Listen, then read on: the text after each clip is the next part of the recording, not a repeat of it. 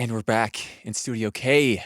Wow, what a fantastic performance we just heard before the break. I'm sitting here with Peter, the main songwriter for We Are The Willows. How are you feeling, Peter? Really good. That's great. That's great. Really good. You sound a little different. Are you okay? I have a cold. Oh, that's fair. No, Fair. I don't have a cold. Wait. I'm losing. There it is. Okay, this is. Yeah, I'm sorry. That's scary. If I keep doing that, you won't get anywhere. I'll just have too much fun doing dumb stuff. True. Well, we'll have some fun just having a conversation. Yeah, that sounds good. All right, let's do it. Before we get any further, I'd like to give you a chance to introduce your band members and yourself and the many instruments that you all play. Oh my goodness, yeah. Okay, so packing up quietly over here is Hillary James. She plays cello and sings and plays keys and plays guitar and plays the vocoder when I'm singing. To my left is Jeremiah Satterthwaite, who plays guitar and keys and the sampler. Over there is Travis Collins, who plays bass and sings. And then back there is Josh McKay, who plays drums. My name's Peter, and I sing and play guitar and keys and stuff. That's great. So there are a lot of instruments in this room. Tell me about how that came to be in your group's sound. From a crippling trait of not being able to say no. No, I think, we're just trying to accomplish a musical goal as we're writing and recording.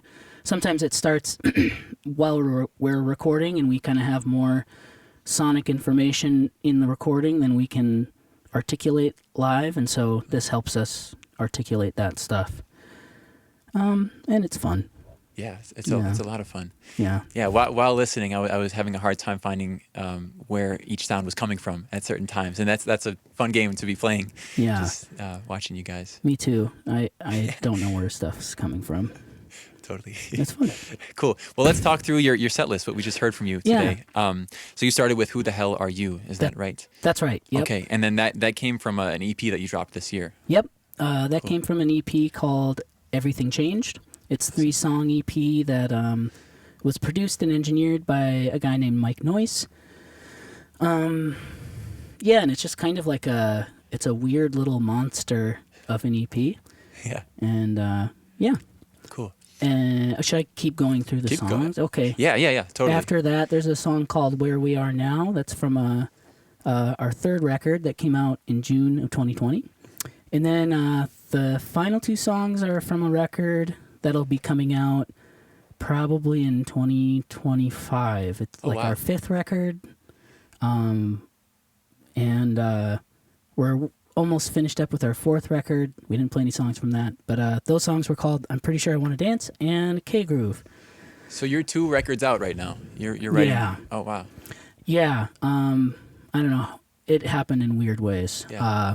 Hillary and I had a project called Inside Voice, and it's drums and cello loops and cello playing, and we decided to bring that record into the We Are The Willows fold, and so we're finishing that record up right now, and it'll be our 4th album. Very cool.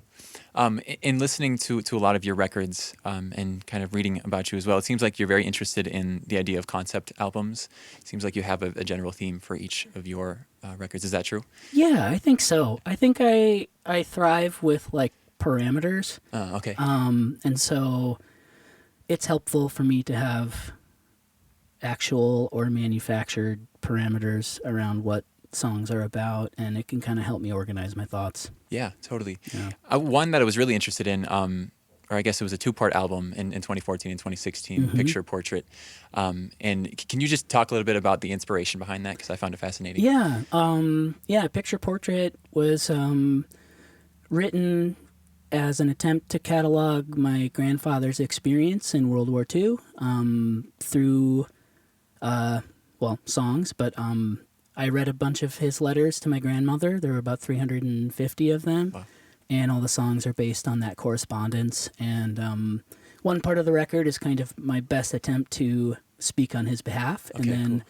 The second half is a bit more conversational in terms of me processing his experience and kind of trying to understand what it would be like to be in war in the first place, to have the people you love so far away. yeah, and kind of reconcile my own ideas about that kind of conflict with the life he lived. So, Totally. yeah. Very cool. And is that picture that's on the album's cover, are those your grandparents? No, Oh, it's okay. it's not. No. Oh, dang. Yeah. Where did you find it? I think it's like from a Time magazine. I think it's some public domain image that an artist friend of ours, Emily Robinson, found, and so she made a collage out of this image, and it just looked iconic, and Yeah. yeah. Cool. And then, so your most recent album, Where We Are Now, can you tell us a little bit about the concept behind that album? I like that one. one's basically like, it's an album about mental health and Okay. understanding one's own anxiety and depression, and how that kind of is a part of every interaction and every relationship, and kind of accepting and recognizing that and changing behavior and all of that stuff. So kind of a lot of processing out loud on that record. Totally, yeah. And then the one that you played today from that record, it's kind of the culminating song in that song, right? Or in Yeah, that yeah, album. on that album. Yeah, yep. Yeah, and that tune is just like a little ode to emotional honesty in your relationships, and it's very difficult, but I think it pays for itself. Yeah, totally. Can you speak a little bit about your songwriting process, how a song comes to be in this group? Yeah, songs in this band come to be in a lot of different ways, and we've kind of come to see that as a real benefit. You mentioned a tune that I put out a little bit ago called An Updated Ontology. It's Beautiful, like an 8-minute cosmic opera, and I wrote and recorded that piece and released it as We Are The Willows, and two of the songs you heard today were written all collaboratively, the 5 of us in a room. The one of them started with just me and Travis, and so the songs kind of start in any number of configurations, and we just sort of talk as a group about what we're able to give and what our expectations are of one another, and everybody contributes what they can, and it just kind of looks different every time. Yeah. So, it seems like it. Well, each song is so different. That we were kind of talking about that too. How you were saying that the only consistent thing about this group is that everything is always changing. Something along those lines. Yeah. Yes. And I love that. I love that constant evolution of your group. It's awesome. I'm curious. Do you have a favorite place, individually or as a group, to write songs? Like a physical place. I mean, it mostly happens in my basement. Okay. Have we written any songs anywhere else? It's all in the basement. Jared and I started a song in his basement. Any basement. It's just, We were basement dwellers. Yeah. Yeah. Yep. I think any Midwesterner probably is. That's a good place for creativity. Yes. I think. Cool. All right. Well, I want to give you a chance to talk about any releases, any shows coming up in your near future. Sure.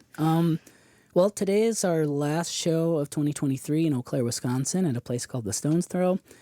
We'll be wrapping up the mixing and mastering of our 4th record, which will be called Inside Voice, and that'll come out sometime in the summer of 2024. And then we are recording our 5th record in January, and we'll be completing that record with a whole host of high school students around the state and around the Midwest. Oh, wow. We've done a bunch of arts education programming over the last several years, and we will be going into high schools and working with their orchestras and choirs. There's a school in Faribault where we're going to in April, and they have some pre-conservatory music students, and so they'll be recording on the record. And so there'll be lots of really interesting instrumentation and a lot of surprises in terms of what they end up doing and what the record sounds like. And Totally. so This is your 5th one, you said? this will be our 5th record. Yeah. Okay. Wow. And so how are you approaching that? Are you giving them notated music? Are you letting them make their own creative decisions, or how does that work? Yeah. So the basic prompt will be they'll get a rough bounce of the song, just like, the mix, everything. When anybody hears a song, it's a bounce of the song. Right. And then they'll get some individual tracks, and they'll chart those out themselves and kind of perform those, but there'll also be an open prompt for them to try to write something themselves. Wow. And so That could appear on the album? that could be on the record, yeah. Wow, very Yep. cool. And how did this come about? How did this opportunity come about? In 2018 and 2019 and 2021, 2022, we got a state arts grant to do this kind of programming around the state. And that funding model shifted during COVID. Oh. And so now we're kind of moving forward on our own. We've built some relationships with these schools and theaters around the state, and we're just continuing the programming on our own. Cool. Yeah. That's beautiful. And you said you're at Faribault High School? Or It's no, sorry, Shattuck St. Conservatory. Mary's. It's a Oh, private cool. school. Yes, Yep. I've heard. They're good at hockey. I've Heard yeah. that too. We saw a lot of good hockey there the last time Yeah, we were there. I bet. It was cool. The lettuce. They call it. Yeah. Yeah. Cool. Awesome. Well, thanks for that update. I just have one more question for you, and it's one that I like to ask all the artists that come through. I want you to build a dream bill for yourself for We Are The Willows. Oh. So We Are The Willows will be on it. You get 3 other groups to join that bill. 3 other groups. Yeah, that you think might fit the sound of We Are The Willows. Okay. Or not. I'm gonna be selfish and do the Peter Miller bill here. I don't think it would necessarily fit the bill or fit sound, but Okay. the rapper Rap Ferreira, Okay. a French artist named Mathieu Bougers.